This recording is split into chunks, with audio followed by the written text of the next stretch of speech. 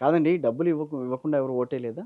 అంటే ఉంటారు. ఎందుకుండరు? ఇంటెలెక్చువల్స్ ఉంటారు. తర్వాత ఎడ్యుకేటెడ్స్ కొంతమంది ఉంటారు. హ్మ్. అన్‌ఎడ్యుకేటెడ్స్‌లలో కొంతమంది ఉంటారు. హ్మ్. డబ్బులిచ్చినా గూడా కొంతమంది నాకు తెలిసిన వాళ్ళు హుండీలో యేసొచ్చారు.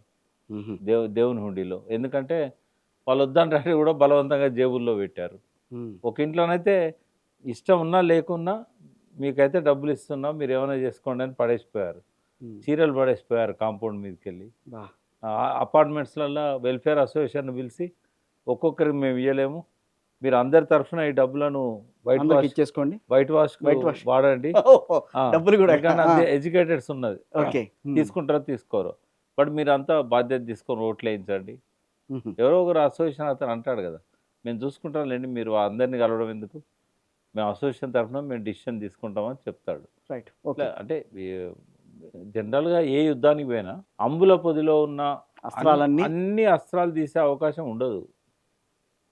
ఓసారి సగం తీసేవాడికి చనిపోవచ్చు. లేదా గూడా మొత్తం తీయడానికి అవసరమే రాకపోవచ్చు. మొత్తం తీసినా గూడా ఒక్కొక్కసారికి కానీ ఇక్కడ రేవంత్ రెడ్డి అన్నీ తీశాడు. హ్మ్. ఏది వదిలిపెట్టలేదు. ఓహో! అయితే వీళ్ళు హైప్‌లో ఉన్నారు అనేది కొంత కనబడ్డది. రైట్. ఎందుకంటే పోల్ మేనేజ్‌మెంట్‌లో కొంత అంటే నిర్లక్ష్యం అని నేను అనను గానీ, కొంత అప్రమత్తంగా లేరు. హ్మ్. బీఆర్ఎస్. రెండోదేంటంటే ప్రధానంగా కేవలం పోల్ మేనేజ్‌మెంట్ వల్లనే గెలవలేదు రేవంత్ రెడ్డి. చాలా చేశాడాయన.